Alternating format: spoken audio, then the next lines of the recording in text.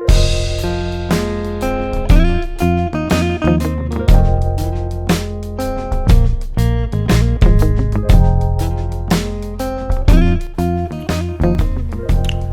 Everyone. सो आज का lecture है वो है homogeneous system of linear equation पे। ठीक है, ये टॉपिक छूट गया था। इसके बाद हम कुछ प्रॉब्लम्स भी डिस्कस करने वाले हैं जितना हम पढ़ चुके हैं उसके बेस पे। ठीक है, तो देख लेते हैं homogeneous system of linear equation. सबसे पहले होमोजीनियस सिस्टम क्या होता है? आपका अगर कोई भी एक्सप्रेशन लिखा हुआ है और हर टर्म की डिग्री सेम है तो इसका मतलब क्या है? वो एक्सप्रेशन कैसा है? आपका होमोजीनियस है ना। होमोजीनियस का मतलब एक सा। तो हर टर्म की डिग्री क्या होना चाहिए? सेम, है ना। अब मान लो मैंने जैसे दो वेरिएबल लिए एक्स और वाई, है ना। तो मैंने ऐसा लिखा a x plus b y plus c equal to 0। ठीक है, आप यहाँ पे देखो, ये एक टर्म है, ये एक टर्म है और ये एक टर्म है ना। इसकी डिग्री बता सकते हो आप, इसकी डिग्री कितनी होगी? इसकी डिग्री कितनी हो सकेगी? 1। यहाँ पे वेरिएबल x है, x की पावर कितनी है? 1, तो इसकी डिग्री 1 है। y है वेरिएबल, इसकी डिग्री कितनी है? 1। पर ये तो कांस्टेंट टर्म है, तो यहाँ पे कोई वेरिएबल तो नहीं लिखा है। इसका मतलब वेरिएबल की पावर कितनी होंगी? 0 होंगी। मतलब इसकी डिग्री कितनी होगी? 0। ठीक है, तो थ्रू आउट द एक्सप्रेशन सारी टर्म्स की डिग्री क्या सेम आ रही है? नहीं।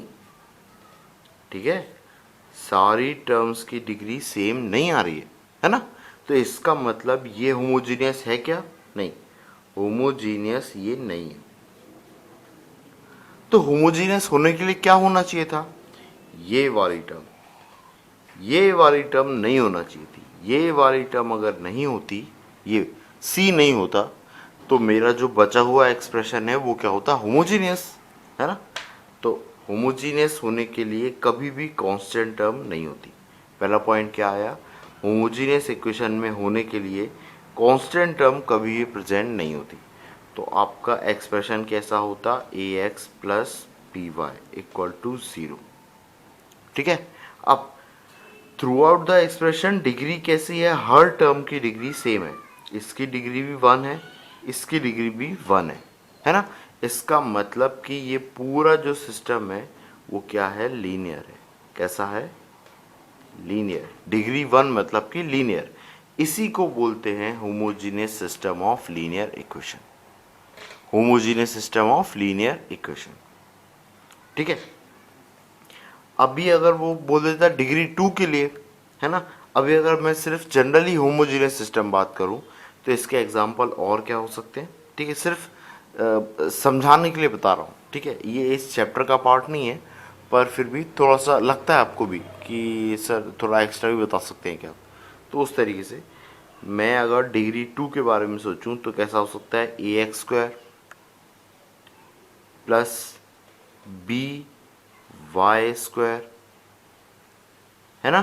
टर्म में क्या हो सकता है? अगर दो वेरिएबल हैं, तो क्या हो सकता है? एक्स का स्क्वायर हो सकता है ना।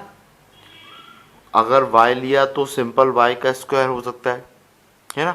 अगर मैं x और y दोनों को ले लूँ तो ये क्या हो सकता है? c into X into Y. देखो, अभी भी टोटल डिग्री कितनी? 2 ही है। x की पावर 1 और y की पावर 1, तो ओवरऑल पावर क्या हो गई? 2। तो ये डिग्री 2 ही है।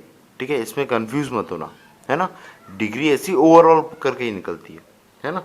तो इसकी कितनी है? 1, इसका भी 1, ओ सॉरी, इसका 2, इसका भी 2 और इसका भी 2। और अब तो कुछ नहीं बचा, अब कोई पॉसिबिलिटी नहीं बची। तो ये क्या हो गया? डिग्री 2 का, है ना।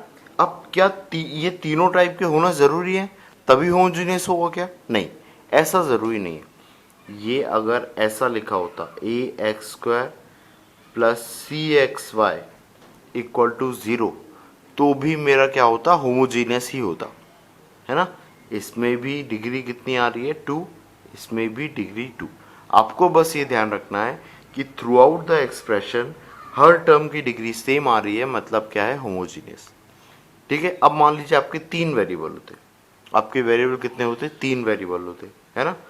तो a x plus b y plus c z equal to 0, ये आपकी होमोजीनियस है, हर किसी टर्म की डिग्री 1 है, तो इसको होमोजीनियस बोल सकता हूँ। और क्या बोलूँगा, लीनियर इक्वेशन। क्या बोलूँगा, लीनियर इक्वेशन। सेम यहीं पे कभी अगर ऐसा लिखा होता, a x square plus b y square plus c x z plus d x y equal to 0, ऐसा कुछ। तो देखो इसकी डिग्री 2 है, डिग्री 2 है, डिग्री 2 है, डिग्री 2 है, मतलब ये होमोजीनियस सिस्टम है ना। और इसकी डिग्री कितनी है, डिग्री 2, 2 डिग्री इन नेचर या क्वाड्रेटिक इन नेचर। ठीक है, तो इस तरीके से ये तो एक्स्ट्रा पार्ट था, हम लोग को पढ़ना है सिर्फ लीनियर, है ना। तो लीनियर में हमने क्या क्या चीज़ सीखी कि पहला point, through out the expression आपकी हर टर्म की डिग्री क्या होती है, आपकी 1। Through out the expression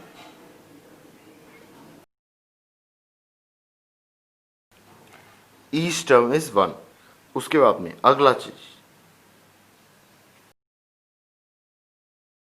constant term कभी नहीं होती। कांस्टेंट टर्म हो गई तो सब खेल बिगड़ जाएगा, कांस्टेंट टर्म कभी नहीं होगी। ठीक है, उसके बाद एक और चीज आप अगर ऑब्जर्व करो इस वाले में, इसका एक बहुत ही ऑब्वियस सॉल्यूशन है, बहुत ही ऑब्वियस। वो क्या दिख रहा है मेरे को, x और y की वैल्यू अगर मैं 0,0 पुट करूं, क्या 0,0 पुट करूं, तो ये सेटिस्फाई कर जाएगा। देखो x की वैल्यू 0 रखो, y की वैल्यू भी 0 रखो, ये 0 प्लस 0 क्या आ जाएगा, ये सॉल्यूशन आ जाएगा इसका, है ना। LHS और RHS आपके इक्वल आ जाएंगे। तो 0,0 ऑलवेज एक उसका सॉल्यूशन ज़रूर होता है ना। तो अगला पॉइंट मेरा क्या है, होमोजेनियस सिस्टम के लिए, कि इसकी जो वो है क्या बोलते हैं, 0,0 इज ऑलवेज अ सॉल्यूशन, है ना। 0,0 is always a solution. Graphically अगर आप देखोगे तो ग्राफिकली से मेरे को क्या समझ में आ रहा है, 0,0 को बोलते हैं ओरिजिन। क्या बोलते हैं, ओरिजिन। ये आपको पता होना चाहिए, ठीक है, कि इसको ओरिजिन बोलते हैं। तो आपकी लाइन 0,0 से हमेशा पास होती है ना। तो आप ये ध्यान रखोगे क्या, कि अगर 0,0 से पास हो रही है, इसका मतलब line always passes through origin.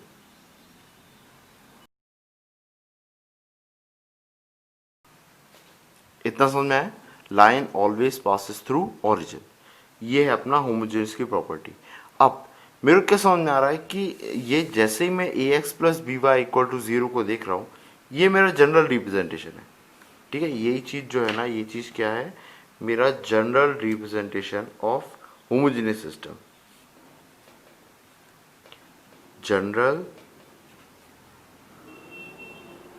General expression, ऐसा लिख देता हूँ, general expression of homogeneous system of linear equation. ठीक है, ओके। तो इसका एक सॉल्यूशन ऑब्वियस हमेशा हमेशा क्या आएगा, 0,0। मतलब कि इसके सॉल्यूशन क्या क्या हो सकते हैं, है ना। इसका या तो यूनिक सॉल्यूशन हो सकता है ना, या तो क्या हो सकते हैं, इन्फानाइटली मैनी सॉल्यूशन हो सकते हैं, है ना। क्या हो सकते हैं, या तो इन्फानाइट सॉल्यूशन हो सकते हैं। भाई इन्फानाइट सॉल्यूशन का मतलब क्या, लाइन एक के ऊपर एक आ जाएगी, है ना। जैसे ये लाइन है, इसी के ऊपर अगली लाइन भी बन जाएगी, है ना। तो वो क्या होते हैं, इन्फानाइटली मैनी सॉल्यूशन। मतलब इन्फानाइट पॉइंट सेटिस्फाई कर रहे हैं कि दोनों लाइन के सॉल्यूशन को, है ना, दोनों लाइंस को। ठीक है, तो यूनिक सॉल्यूशन होता है, इन्फानाइट सॉल्यूशन होता है, लेकिन कभी भी नो सॉल्यूशन नहीं होता। नो सॉल्यूशन कभी भी नहीं होता, ये आपको ध्यान रखना है कि नो सॉल्यूशन कभी नहीं होगा। यूनिक सॉल्यूशन और इनफाइनाइट सॉल्यूशन बिल्कुल हो सकता है। तो ये आपका जो सिस्टम है, ये सिस्टम क्या होता है, ऑलवेज कंसिस्टेंट, ऑलवेज कंसिस्टेंट, है ना। कंसिस्टेंट और इनकंसिस्टेंट में आपको मतलब पता है, कंसिस्टेंट मतलब उसके सॉल्यूशन आ रहे हो और इनकंसिस्टेंट मतलब उसके सॉल्यूशन नहीं आ रहे हो। तो नो सॉल्यूशन तो कभी होगा ही नहीं, है ना। तो इनकंसिस्टेंट ये कभी होगी ही नहीं, ये क्या होगी, हमेशा कंसिस्टेंट, ऑलवेज कंसिस्टेंट, ठीक है। ये होमोजेनियस सिस्टम ऑफ इक्वेशन के बारे में कुछ आइडिया था, ठीक है। अब यूनिक सॉल्यूशन और इनफाइनाइट सॉल्यूशन निकालोगे कैसे, तो बहुत सही तरीका, बहुत सिंपल तरीका है, ये मैं आपको लिख के बता देता हूँ। यूनिक सॉल्यूशन के लिए क्या होगा, आपकी लाइन सबसे पहले लाइन कैसी होंगी, यहीं कहीं लिख दें पर, आपकी लाइन होंगी a1x plus b1y equal to 0। अगली लाइन होगी a2x plus b2y equal to 0। इस तरीके से होगा। तो यूनिक सॉल्यूशन के लिए क्या लोगे, a1 by a2 is not equal to b1 by b2, ठीक है। और इनफाइनाइट सॉल्यूशन के लिए क्या लोगे, a1 by a2 is equal to b1 by b2, ठीक है ना। तो कहने का मतलब ऐसा है कि अगर आपको पता करना है कि होमोजेनियस इक्वेशन के का यूनिक सॉल्यूशन है, तो उसके लिए क्या कंडीशन लगना चाहिए, a1 by a2 is not equal to b1 by b2। और अगर इनफाइनाइट सॉल्यूशन की बात कर रहा हूँ तो a1 by a2 is equal to b1 by b2, ठीक है। ये ध्यान रखना आपको। ये कुछ चीज़ें थी homogeneous system of linear equation से, इसको प्लीज़ नोट कीजिएगा क्योंकि इसमें अच्छे प्रॉब्लम इससे कंबाइन करके बन सकते हैं, ठीक है।